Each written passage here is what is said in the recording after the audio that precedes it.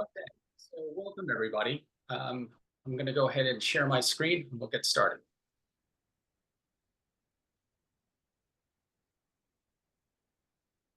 So welcome to our quick take presentation, differentiation, how to stand out and make an impact.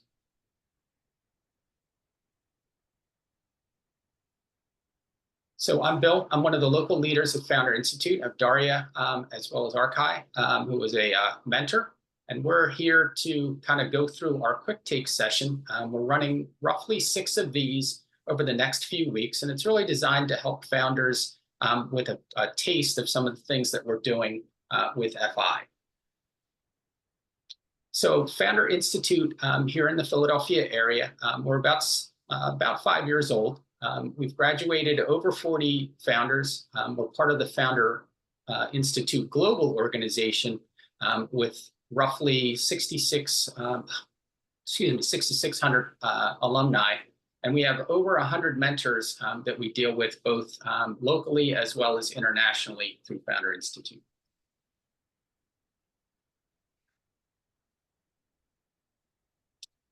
We sit in kind of a perfect spot.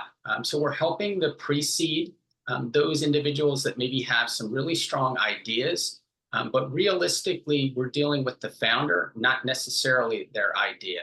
So our goal is to help you as founders to get to the next level. The next level is really what you determine, but we're here to help. So FI is all about finding great people. So we have a great group of mentors. We have a great group of founders that we bring into the cohort. We do have a cohort that's starting in April. FI provides a very rigorous curriculum. So it's a lot of information. We do that in a 14-week, almost like a boot camp type of program. And then we do provide a lifetime of support, both through us here in the Keystone chapter of Founder Institute, as well as FI Global as part of the graduates of that cohort. We do have the world's largest startup mentor network. We have mentors all throughout the United States as well as internationally. Those mentors are brought in on an as-needed basis, really based upon the makeup and the nature of the founders that are in the cohort. Once an individual graduates from the FI Core program, they can then move into our Founder Lab. Founder Lab is more intensive, and it really is about funding. And then our FI Venture Network is built by Founder Institute with a lot of the VCs that come through our VC Lab network, which really helps to give founders access to resources, individuals, mentoring, as well as finance. We have a bunch of upcoming events next week. Building our dream team, Startup Legal is the following week, March 20th. And then our cohort starts in April, actually on April 21st. Feel free to click into the QR code to get our list of our updated events, because we are going to still be running a bunch of stuff in April as well.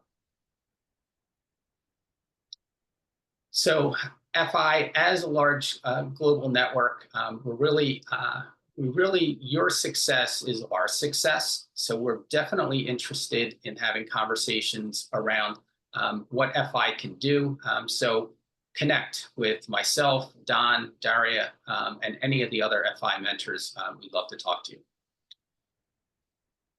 Okay, and at this particular point, we're going to send it over to our presentation. Hey everyone, really excited to be here. Do I need to do a quick intro, Bill, or can I dive right in? Daria, you're here on mute. Yeah. I would do like a 1 or 2 minute quick. All right. Well, I don't want to take anyone's time too much. I know you guys are here for amazing insights, but I'm Arcui Usoara. I'm a global brand strategist, and I work with various VCs, LPs, and founders across the globe. I mainly specialize in taking companies from idea stages to 100 million ARR. And the way we do that is by creating brand ecosystems, creating core foundational strategies that act as an umbrella about every aspect of your business, from the people you hire, the products you build, your users, your innovations, marketing, making sure that it's all in alignment with your long-term vision. And every aspect of your business is contributing towards that while also being dynamic and relevant for your audience. So it's not just about getting a fancy logo, but really creating a core foundational element, kind of like how Founder Institute helps you with your own foundation and then growing in a clear direction. Now, with FI, I'm a global mentor. I think I've mentored over 35 different cohorts with them, and it's one of the best experiences. And I'm really excited to share one of the most common things most founders struggle with. Not just here at FI, this is something I've seen Fortune 50 struggle with as well, with every time they try to launch a new product, which is how to position themselves differently and how to use that to stand out. So I'm really excited to dive deep into this.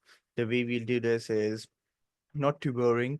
I'd love for you guys to be able to ask questions in the sections over here, but also I'll just share my screen for a few minutes, run you through a bit of a diagram. It's not a framework, it's just a way of thinking that we have built over the last decade that helps people really understand how to truly differentiate. It's not a one size fit all, but rather to help you get going in terms of what exactly you need to be. Before you get into that, maybe you can run one of the polls on what does differentiation mean to you guys? What do you think, Daria and Bill? Can we run one of those polls? Yeah, Would love to know I this. put both questions in one poll. So, Awesome. Uh, okay, here we go. Is that okay? yeah, I mean, I can't see the results, so you need to let me know. Yep. Okay, Okay. yeah, yeah, So audience, take a look at this first question. yeah. What is the most important to you when it comes to standing out?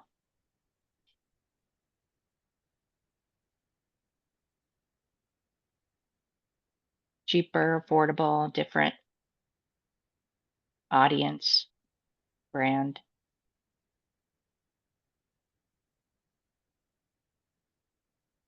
So there's two questions, 1 and 2. Yeah. Yeah. You'll have to let me know once the answers are in. Yep. It looks like we have about 60% answered. So getting close. Yeah.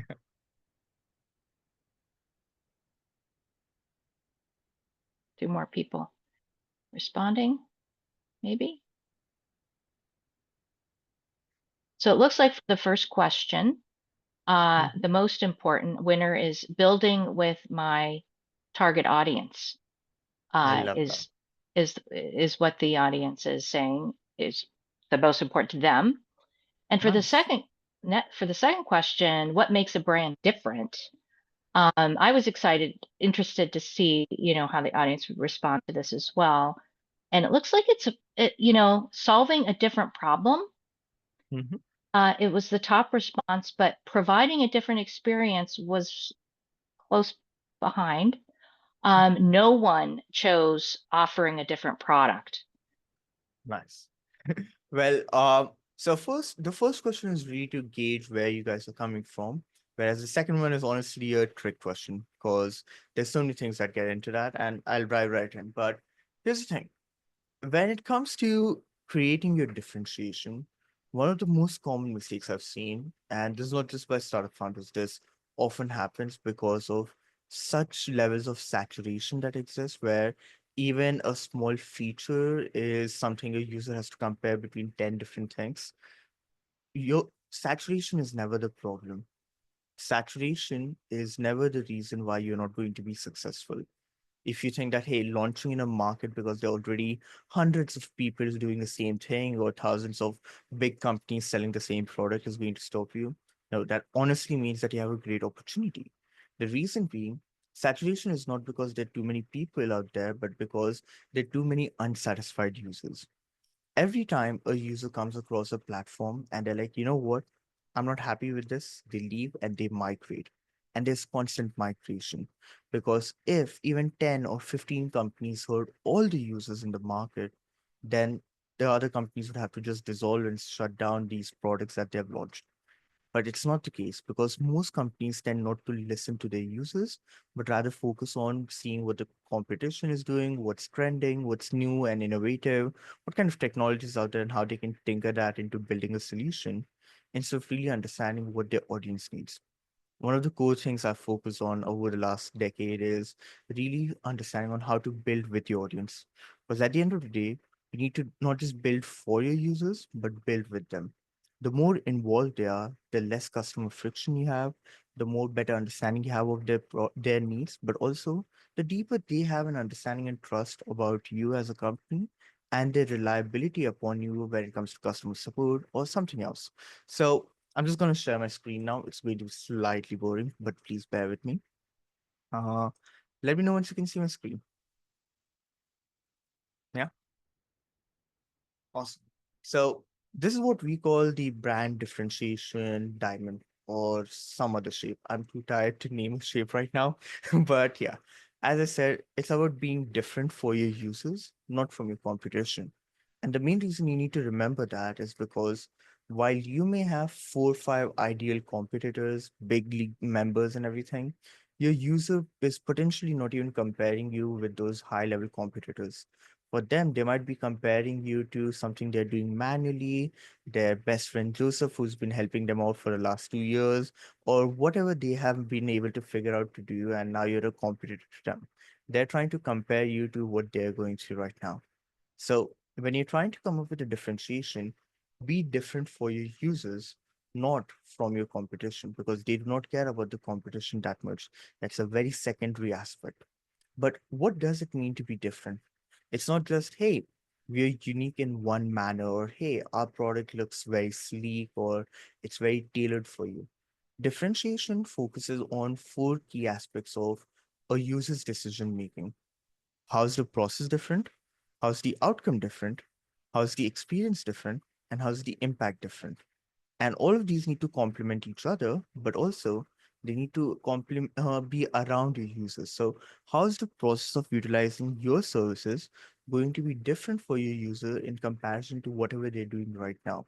Not how it's different from your competition, but rather how is it different for them in comparison to how they're doing things now? How's the outcome that they're going to be different in response to what they normally get? How's the overall experience that they get going to be different from what they normally experience? And how's the long-term impact going to be different from what they generally get? A good example over here is insurance. We have all have had to deal with some or the other form of insurance sales agent who is very gooey in the start, and then later on they just hate that we call them and everything. So imagine this: there are two insurance salesmen. One you pick up one, even if there's like both of them have sold you $1 million worth of insurance. With one, you give them a call and it takes about 12 months to get a basic claim. Whereas with the other, within a few minutes, they have understood everything, they have taken care of it, and guess what? Most of the process is done, and in a day or so, everything is sold. One experience is more desirable than the other, which is going to influence the outcome you're getting, which is going to make you want to go through the overall process more, and the impact is going to be more desirable. But all of these things are not because someone is winging it. It's because they are really understanding who their users are, and they're building this around them. They decide that, hey, you know what, our ICP is going to be maybe Gen Zs who often struggle with these things. So how can we make our process different for them? How can we make sure that they get a different outcome? How can we make sure that the experience they go through is going to be different, but obviously still professional and helps us follow all our compliance processes? How's the impact that we can deliver for them going to be different? You must have seen this a lot with a lot of neo banks that have been launching, or fintech solutions that are much more out there, unlike old banks that had crappy HTML websites that haven't changed since 1990s. New banks are much more tailored, much more niche down, but it's not just in the sense of their identity, but in the sense of their offerings, how easy it is to use the services, because all of these things are being differentiated, not to be different from the competition, but rather to be different for your users. Because once you have done that, the ideal users will start to resonate with you and they'll gravitate towards you. This will make them want to reach out and then seek more of your solutions, making them want to explore more and more of what you're delivering. And in turn, they position you as the ideal solution in their head. And then anytime someone needs something, let that be a startup founder who's seeking out an alumni and asking them, hey, what's the best accelerator? They're probably going to say, Founder Institute, it's the best one out there. I had an amazing experience. I'm not being paid for this at all. This is just something that I'm saying on the go. But you understand what I'm saying. The more desirable a process is, the more exciting a process is, the more differentiated a process is, but also how the outcome is different, how the overall experience is different, how the impact is different. That's what matters. And I'm pretty sure by now you all understand that not everybody is going to be your user. Even if you have made something very niche specific, you need to dive into your user psychography. You need to really understand who are your users and how are they different first, rather than trying to just be different for a group of people. How are they different from other people? How are they different from the usual Joes who are just going about their day and everything? Just limiting yourself to demographics doesn't help you. Dive deeper into their needs, motivation, desired experiences, decision making factors, and understand them first, and then try to create a differentiation. This was something that was covered in the previous session on customer development. So use those things if you have had a chance to be in that session. Dive deeper into really understanding who your customers are, and then position your brand around them. Something I often tell Fortune 50 companies is that talk to at least 75 similar users, not 75 random people who have filled out a survey. Get on interviews with people, and as long as you can get minimum 75 people who are the right users, so even if you speak to 200, but only 75 of them are the right ones, that's what that matters. Speak to them, and you'll realize something. You start to see patterns, you start to see insights that are recurring, you start to see challenges that are constantly being brought up, that a certain group of people are constantly feeling. And now all you have to do is build a product for them. All you have to do is build with them. All you have to do is keep them involved and keep cultivating them. Because the best part about being a startup founder is that, unlike in a toxic relationship where you solve one problem and people just start bringing you other problems, in a startup that's a good thing. The more problems you solve, the more problems come, and the more you can keep solving them, the more you grow as a business, the more of a monopoly you have, as long as everything is well managed. So you do need this. You do need to create a space where your users can reach out to you and talk to you about their problems and challenges. So building with the right group of users, building with your right audience is very important, but also making sure that you're being different for them, you're being different with them. If that's not happening, then you're just under a solution that is making promises. It can't be one of the four. You need to have a different process, outcome, experience, and impact. And this is how you end up getting your positioning about what exactly are you enabling for these people. Not what you're enabling for everybody else, but just for your core audience. So with that, I'm going to stop blabbering for some time. If there are any questions, I'd love to answer them and then start going further into that. But yeah, I hope Thanks. whatever I've said makes sense. No, it's great, Arcui. And I think yesterday we had a webinar on, was it yesterday? Yeah, on customer development.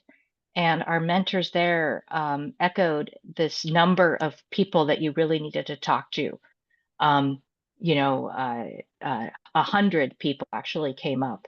And then Ryan was like, well, I'd start with 10, and Rhonda was saying 100. So I think your 75 is right on, right? And how important it is to understand the right the customer Yeah.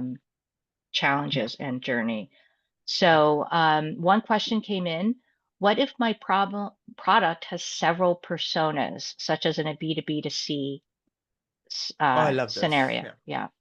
Yeah. James, before I just give you any answer, if it's possible for James to come so they can share a bit about their business, I'd like to make it as personalized as I can. If not, I'm happy to just give the answer.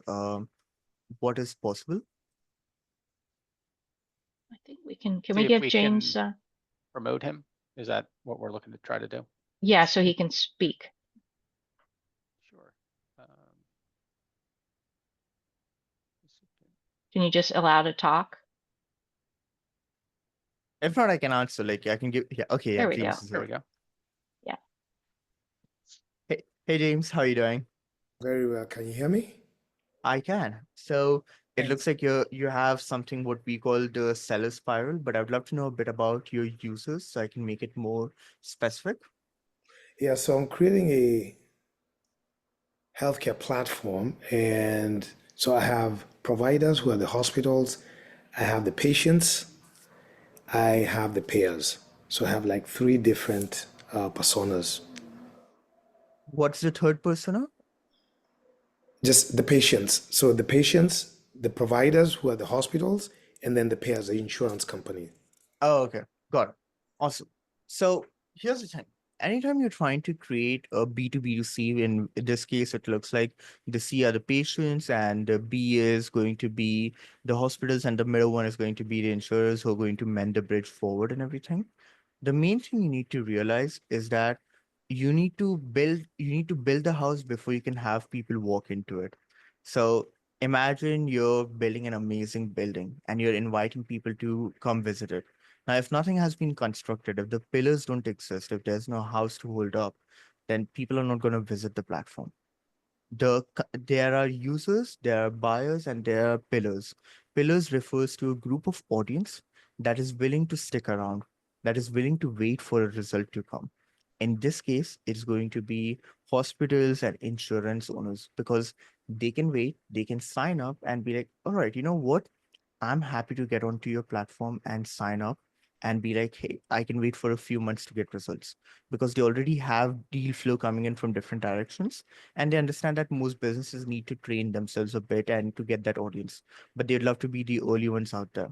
So first start by identifying the right hospitals that you want.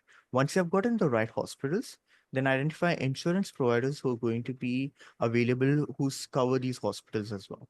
So once you have gotten these two with them, then you literally know exactly what you need to do to market. Let's say you have onboarded children's clinics and you have insurance providers that cover children with special needs. You have the ad marketing strategy right there.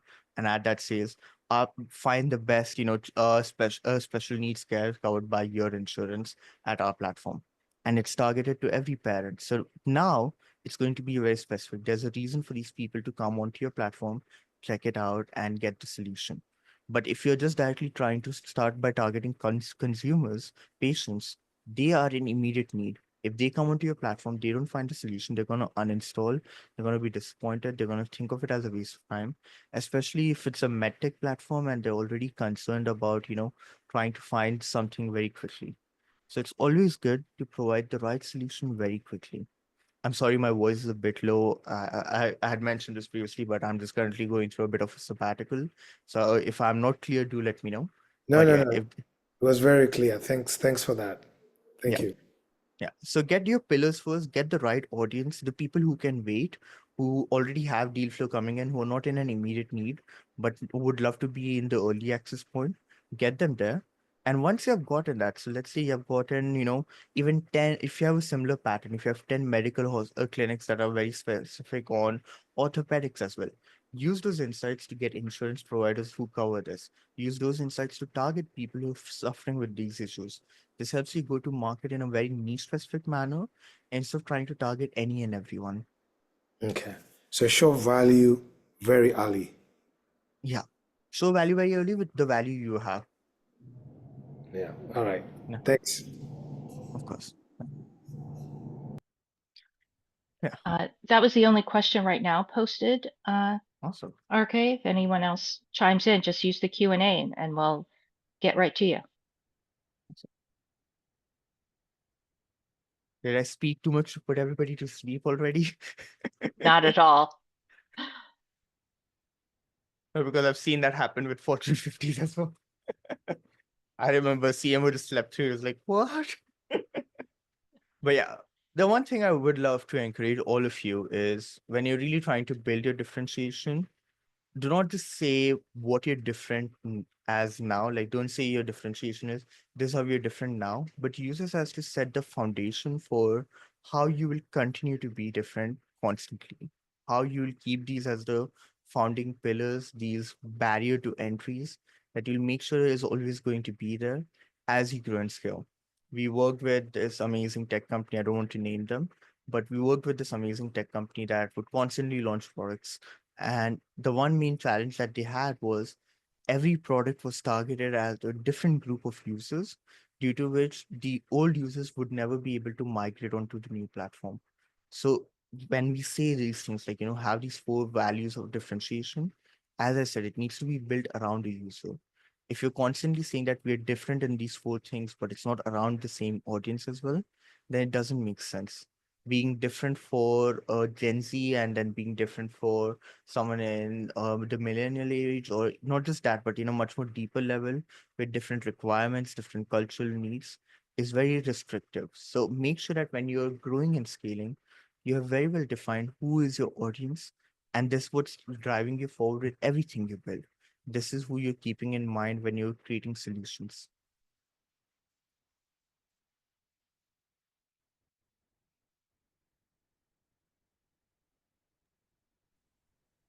That's great. Thank you.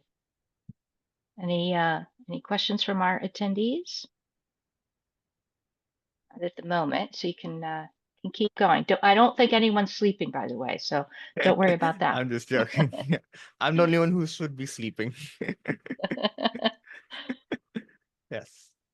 But yeah, if there's any questions, if you have any challenges, or if you're even wondering how can you differentiate, I'm more than happy to do a quick session here itself, try to help you identify things. But yeah, whatever you guys are comfortable with. Yeah, if there's anyone out there who is building a product or has an idea right now, we can do a little live workshopping. Anyone wants to raise their hand?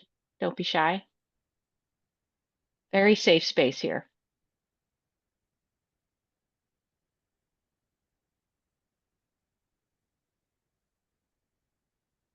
No? Either I'm Well, extremely awesome or I have no idea what I'm talking about. I think you're extremely awesome, personally. Um, I I think we have just a shy audience, which does happen from Oh, time to time. that's all right. Well, at least I Oh, hope I was able to. Oh, yeah, we have a question. Yeah. yeah, Jerome has raised his hand, I think. So Hey, I Jerome. have unmuted you. Go ahead. Yes, can you hear me? You Yes. can. Okay, how are you? I'm doing good. How are you doing? I'm doing well. I've been in that situation with the presentation where it get quiet and I didn't like it, so I said I'll come off mute. We love you for that. But no, your content has been great. The what I have is more of a service, but it still fit with what you were referring to around the differentiators when you talked about process, outcome, experience, or impact. A Mhm. question to you is, should I still view it as it I can leverage that approach the same way because it's a service and not a product, or should I be thinking about it a little differently? See, the differentiation is around a company. It's not about the product or the service. I run various service-based industry businesses. I have a development studio, I have a marketing agency, a branding agency, and they're all focused on their own differentiation. Because a client doesn't come to you because they need a product or a service, they need a solution. And for that solution to resonate, that is something that needs to be shown through differentiation. I never get any client that comes to me because, hey, Arcai, I saw that you're a brand strategist. Most of them come to me because I can help them get to 100 million ARR. That's a differentiation that most people can't communicate or help showcase. So your differentiation is not about what kind of service you're doing or what the product is. It needs to be a part of it, obviously. Like that's the process of how you're able to deliver this amazing outcome. How it's different is the process where you're either using your unique product or unique service, but it's not going to be limited by the kind of solution you're providing. Okay, Mm, thank you. Of course. Yeah. Amazing.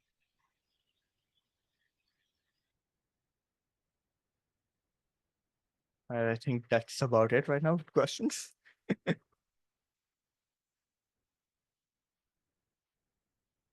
James raised his hand again, so go ahead, James. Yeah, so Dara, I was actually at the session yesterday. Oh, great. Yeah. And maybe I wanted to get feedback from Arcui. What's the best way to get, to understand basically the positioning? What sort of customer feedback or survey would you do? Is it better to do a workshop? Is it better to do a survey, mailing survey or something like that? What would be the best tool, Mhm. so to speak? So I'm a bit strict about this, and most of my portfolio founders have gone through this.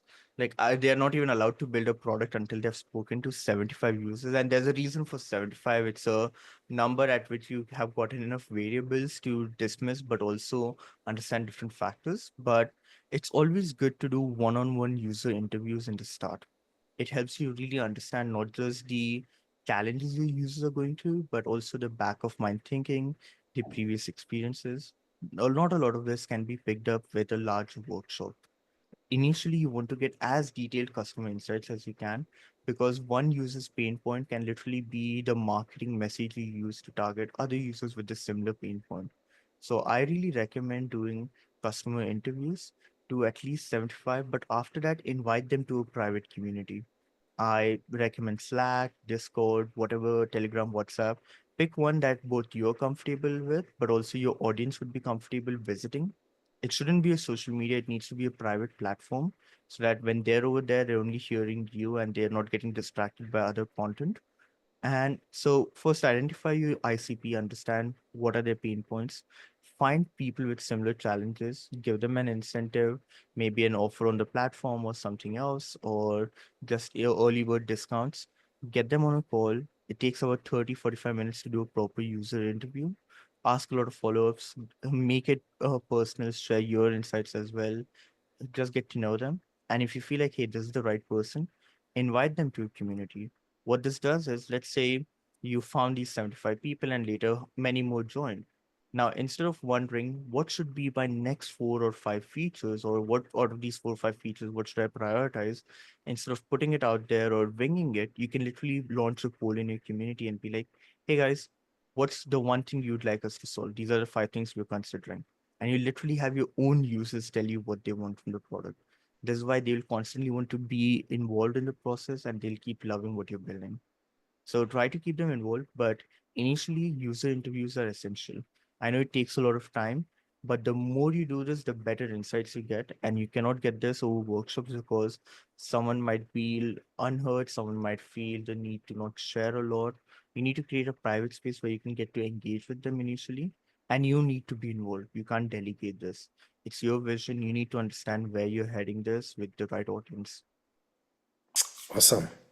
Thank you. So 75 is the number. Yeah, 75 is the minimum number. One Uh, and yeah. 1-on-1. Okay. Yeah. Excellent. Thank you. Okay, we have a question from Hazel. Alright. Interesting one. She has an online business focusing on vintage and collectibles. How can she stand out in the market? She blogs and does links on her eBay store, and she wants her customers to feel pampered inside her website when browsing, and she wants to elevate their experience. Awesome. Online. So Yeah. no, so I love that. Just reading that, because we have a lot of vintage collectibles in our house and everything. Think of it from a customer standpoint. I know trying to come up with a differentiation is like, how do I say I'm different? As I said, the reason we ask you to keep it around your users is literally by thinking like them. Ask them, how would they want an experience to be different? Literally, like I'm potentially your ideal customer here because I love buying vintage collectible stuff. Like in my other studio and everything, we have all sorts of, carpets, furniture and everything. And if I come onto a website which shows me that, things are being treated very well, they're not just, kept there for photography, but they're maintained well. There's a person whose process of even collecting these things, identifying them, is very articulate. They're having a much more innovative process around these things. That's a differentiation. It's not the outcome, obviously, that I'm going to own this product, but how well is this going to be personalized to me? Maybe you can talk more into how can you pair people with the right products? How can you personalize that experience so that when they do get a product, it's not just something they're getting as a collectible, but it feels a part of their house, it feels part of their lifestyle. Because let me tell you, anytime I'm moving, we have a whole truck just to shift arts, records that we have collected over the last few decades, books. We literally have to spare a whole moving truck just for that. So we love these things. Sometimes you don't even get to read them, but we love these things. We collect them, we enjoy them. So help us understand, what can you do to enhance that experience better? How can you really contribute to our lives? Because at the end of the day, and I say this in a very different manner, different is being repeated a lot. Every product adds to your user's lifestyle. You are a lifestyle product. Now, by that, I don't mean that, you need to be a fashion product, but every user has their lifestyle. Mine is to wear turtlenecks, relax, have generally a better working hours and everything, and love my dogs, spend time with them, help my founders, someone who goes from talent to introverted stuff and everything. That's my lifestyle. How are you contributing to that? How are you facilitating more of that? Differentiation is not about others on I don't know what to do because I can't see others do this, but rather what are your users craving? What are they constantly talking about? So go to places where they actually feel this, where they're addressing these things, see where they're talking about challenges and ask them, if you could do this differently, how would you?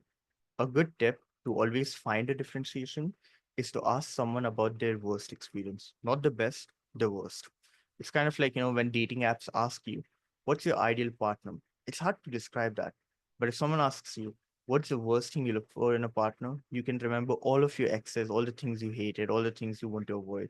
But once you're done talking about that, you have already listed the things you don't want, but also now your head is in a space where it wants to talk about the things it does want. It wants to mention the things it does require.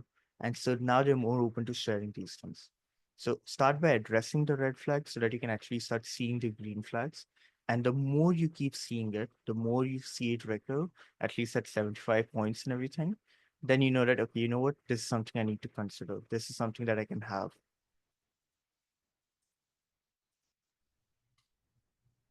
Wow, that was fantastic answer.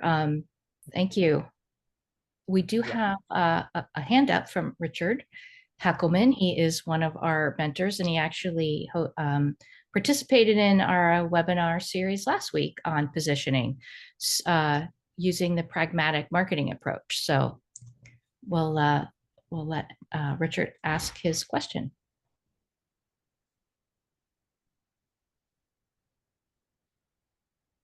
Go ahead, Richard.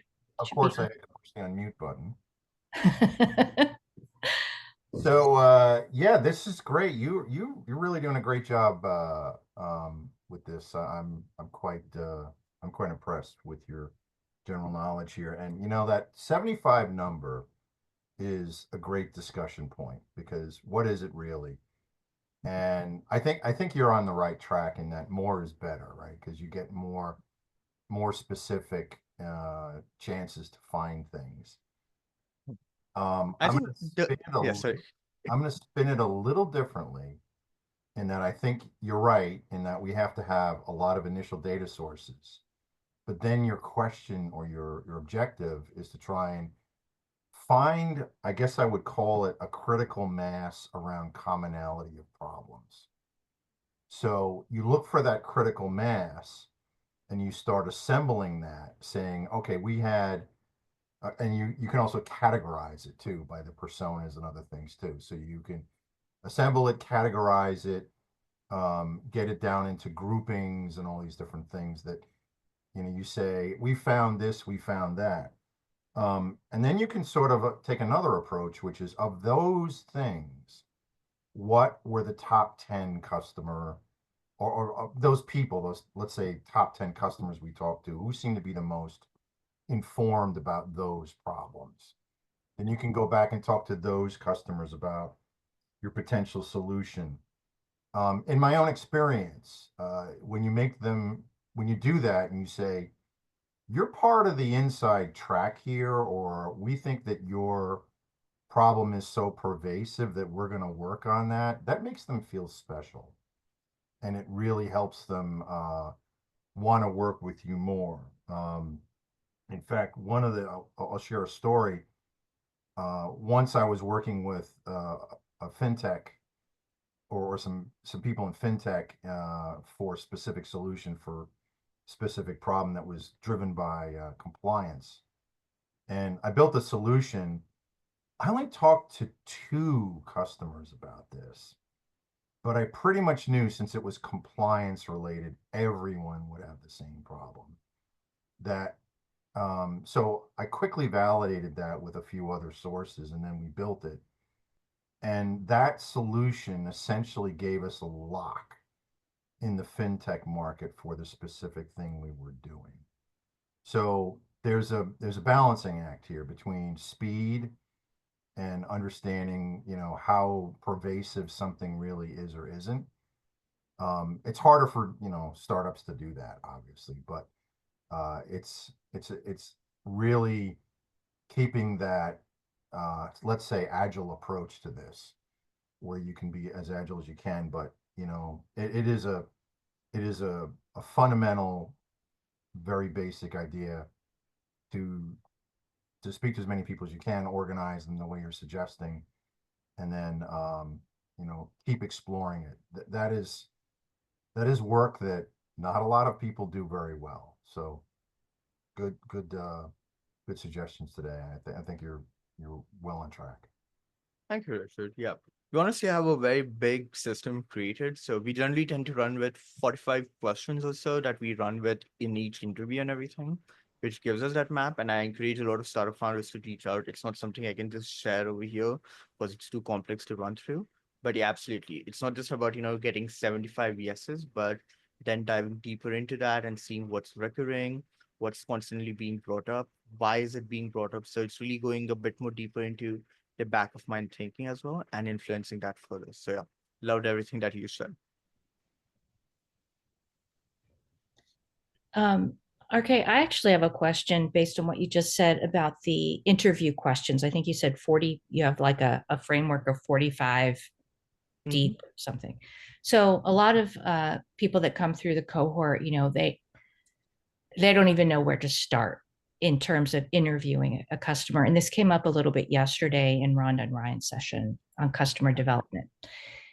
Do you have like maybe a recommendation or maybe a starter kit of 5 questions you have to ask, or maybe a resource that might be helpful that Let me see that if I folks can could, quickly share it. yeah, that'd be great. Yeah.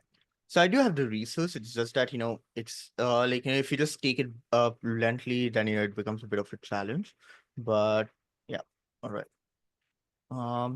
I encourage not to use these lightly. And please do not share this at anyone. This literally took us a decade to build. So yeah. But yeah, let me know when you guys can see my screen. Yeah, awesome.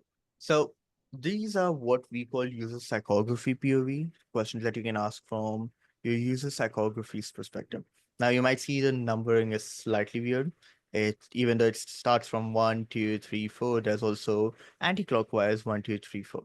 The thing is, anytime we come up across, trying to define a product, define a solution, we generally stick and start with the first two. We're like, hey, what is the desired outcome and how would you define it to be successful?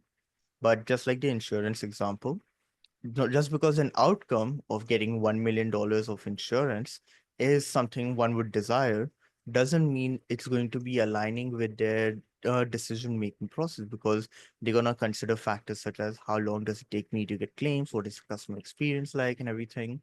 And just like that, the experience that, oh, okay, uh, when I call these guys, they get my claims approved very quickly. So that's a desired experience, which is going to define success. Because defining success is not just about, saying that, hey, you got what you were looking for, but really making sure that it makes people want to rely upon the brand more, stick with it, and belong to the brand culture. So I recommend starting mainly, especially if you don't know where you are right now, start with decision making and then desired experience. So how do you find solutions? Now, these are boilerplate questions. You need to tune this to your product, but start by asking, how do you find solutions? Where do you first turn to? So if we take one of the founders had brought up their, platform to help you get connected with medical platforms. So how do you find a solution when you're looking for a hospital near you that covers a particular surgery? Where do you first turn to? Who has the final say on the decision when you're really considering going towards a clinic? What information are you looking for to make a decision? So tune these questions to your product, but don't just stop with one question. With every question, have a follow-up. The follow-up is going to be based upon the responses. So if they say, if you ask them, how do you find a solution? And they're like, I don't, ask them, oh, what has gotten you to stop seeking a solution? They might be like, oh, I already have someone I love and everything. That's why I'm going with them. Or they'll be like, oh, it's just that I don't really need to look for a solution and I don't trust these things, or I've never really found anything good. But whatever they say, it gives you an opening to really dive deeper into this. So I always recommend start with decision making and then desired experience, even before you start going into defining desired outcome and defining success.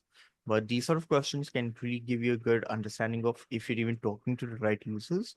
But also post that once you have done this with minimum 75 people, you have a very big insight on so many different elements that you can use in so many different ways.